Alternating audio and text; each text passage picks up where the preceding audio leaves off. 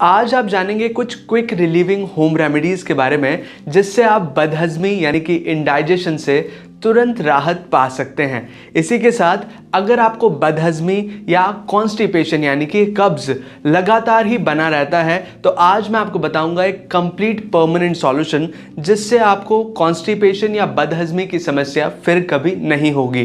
तो वीडियो के साथ पूरी तरह बने रहिए, आपको यहाँ पर कंप्लीट सॉल्यूशन मिलने वाला है।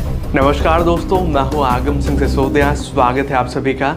बदहज़मी यानी कि इंडाइजेशन की समस्या एक ऐसी प्रॉब्लम है जब आपको कुछ इस तरह के सिम्टम्स आते हैं, जैसे कि आपका पेट भरा भरा आपको लगेगा, पेट फूला फूला आपको लगेगा, आपको ऐसा लगेगा खाना यहीं पर रखा हुआ है वो नीचे ही नहीं जा रहा, यहाँ पर कुछ भारी भारी सा आपको लगेगा, पेट में आपको दर्द हो सकता है, आपका जी मिचला सकता है यानी कि आपको उल्टी करने का मन हो सकता है, आपको थोड़ी घबराहट हो सकती है, आपको कब्ज़ की समस्या हो सकती है। अगर आपको इस तरह के सिम्टम्स आ रहे हैं तो ये बदहज़मी यानी कि इंडाइजेशन की समस्या है और इससे रिलीव करने के लिए कुछ क्विक रिलीविंग टेक्निक्स हैं जिनके बारे में अब हम जानते हैं। सबसे पहली टेक्निक कि आपको 20 से 25 कड़ी पत्ता लेना है, यानी कि कड़ी पत्ते जो आपको नॉर्मली कहीं भी मिल जाएंगे आसानी से। 20 से 25 कड़ी पत्ता ले लीजिए, उसे धोकर उसका जूस बना लीजिए। मिक्सर ग्राइंडर में आप आसानी से जूस बना पाएंगे और उसके अंदर आप थोड़ा शहद मिला लीजिए, लगभग 1 से 2 चम्मच शहद मिला लीजिए और उसमें आप थोड़ा सा नींबू का रस मिला लीजिए और इस मिक्सचर को मिलाकर गर्म पानी के साथ पी लीजिए। इससे आपकी बदहज़मी की जो समस्या है उसमें तुरंत राहत आने लगेगा। अगर आपको कड़ी पत्ता उपलब्ध नहीं हो पाता है तो आप अदरक का इस्तेमाल कर सकते हैं। आप एक छोटे स्लाइस अदरक को घिस करके उसका 1 चम्मच के बराबर रस निकाल लीजिए और 1 चम्मच रस के साथ 2 चम्मच शहद मिला लीजिए और उसी के साथ 1 चम्मच नींबू का रस मिलाकर आप गर्म पानी के साथ ले लीजिए। आपकी बदहज़मी की समस्या दूर हो जाएगी। अगली क्विक रिलीविंग होम रेमेडी है कि आपको लगभग 5 ग्राम के आसपास हींग लेनी है और 1 चम्मच आपको चीनी लेनी है यानी कि शुगर लेनी है और इसे आपको गुनगुने पानी में मिलाकर 1 गिलास गुनगुने पानी में मिलाकर आपको पी लेना है। इससे आपको तुरंत ही इंडाइजेशन में राहत मिलेगी। अगली क्विक रिलीविंग होम रेमेडी है कि आप छाछ ले सकते हैं भुने हुए जीरे के पाउडर के साथ, यानी कि आप जीरे को थोड़ा सा सेक लीजिए, उसका पाउडर बना लीजिए और छाछ के साथ मिलाकर 1 गिलास छाछ के साथ आप उसको मिलाकर पी लीजिए। इससे आपका इंडाइजेशन की समस्या जो बदहज़मी हो रही है उसमें बहुत जल्दी राहत मिलेगी। इसी के साथ एक और बहुत इफेक्टिव होम रेमेडी है जिसे आप घर पर बड़ी आसानी से इस्तेमाल कर सकते हैं कि अगर आपके पास आंवला है यानी कि फ्रेश आंवला है तो आप उसको घिस करके जूस बना सकते हैं और उसको पानी के साथ ले सकते हैं। अगर आपके पास फ्रेश आंवला अवेलेबल नहीं है तो आप आंवले का पाउडर ले सकते हैं, उसे भी आप गर्म पानी के साथ लेंगे तो आपकी इंडाइजेशन की समस्या बहुत जल्दी सॉल्व हो जाएगी। तो अभी हमने जानी कुछ बेस्ट होम रेमेडीज जिनसे हम अपच यानी कि इंडाइजेशन की समस्या से तुरंत राहत पा सकते हैं।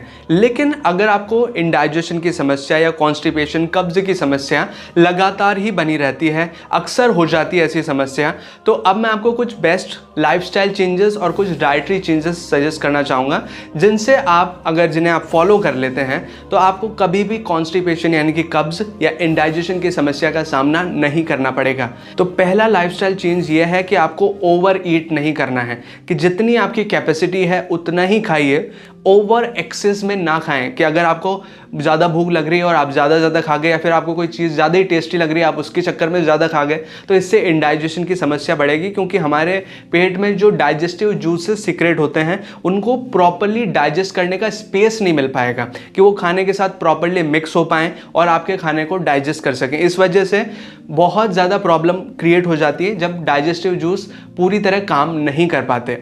दूसरा लाइफस्टाइल चेंज ये है कि आपको खाने को धीरे धीरे करके खाना है। इससे क्या होता है, हमारा जो सलाइवा है, हमारी जो लार है वो खाने के साथ मिलती है और खाने का पूरा डाइजेशन अच्छे से हो पाता है। लेकिन अगर हम जल्दी जल्दी खा लेते हैं तो प्रॉपर डाइजेस्टिव जूसेस के साथ खाना नहीं मिल पाता और इंडाइजेशन की समस्या खड़ी हो जाती है। एक और बहुत बड़ी मिस्टेक जो कि हम अक्सर करते हैं कि हम खाना खाते वक्त पानी भी पीते हैं। इससे क्या होता है, इंडाइजेशन की प्रॉब्लम और बढ़ती है, क्योंकि जब हम पानी पीते हैं तो जो डाइजेस्टिव जूसेस हमारे पेट में सीक्रेट होते हैं वो डाइल्यूट हो जाते हैं और वो खाने को ढंग से पचा नहीं पाते। इस वजह से भी इंडाइजेशन और कॉन्स्टिपेशन की समस्या अक्सर सामने आती है। तो हमें खाना खाने के लगभग 1 से 1.5 घंटे बाद पानी पीना चाहिए और अच्छी मात्रा में पीना चाहिए, ताकि जो खाना पेट में डाइजेस्ट हो गया है वो पानी के साथ मिलकर नीचे की ओर और डाइजेस्टिव प्रोसेस जो कि हमारे पेट में होने वाली है उसके लिए आगे बढ़ सके।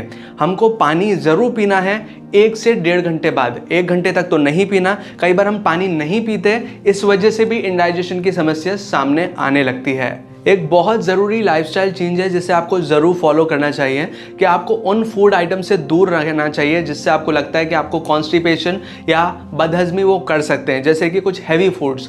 मान लीजिए कई लोगों में ऐसा होता है कि दाल बाटी खाने के बाद या तो उनको इंडाइजेशन की प्रॉब्लम हो जाती है या फिर कॉन्स्टिपेशन, कब्ज़ की समस्या हो जाती है।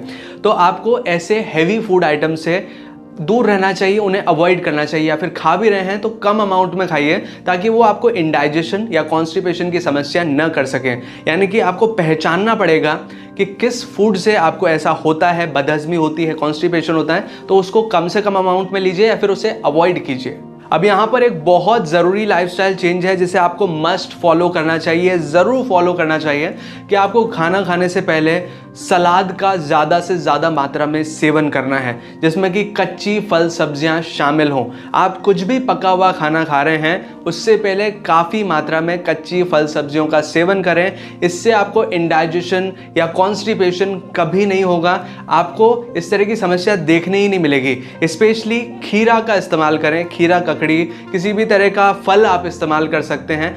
तो इन चीज़ों को, इससे क्या होगा, आपकी बॉडी में रफेज मिलेगा, यानी कि ये कच्चे फल सब्जियां रास्ता बनाते हुए जाते हैं जिससे कि आपकी जो फूड आइटम है वो इजीली आपकी बॉडी से पास हो जाता है और अच्छे से डाइजेस्ट हो पाता है। जो भी आप खाना खाते हैं वो इजीली डाइजेस्ट हो सकता है और इजीली आपके पूरे डाइजेस्टिव ट्रैक्ट में घूम सकता है। और इसी के साथ ज़्यादा से ज़्यादा पानी पिए, दिन भर में ज़्यादा से ज़्यादा लिक्विड लें, आपको बदहज़मी और कॉन्स्टिपेशन की समस्या कभी नहीं होगी।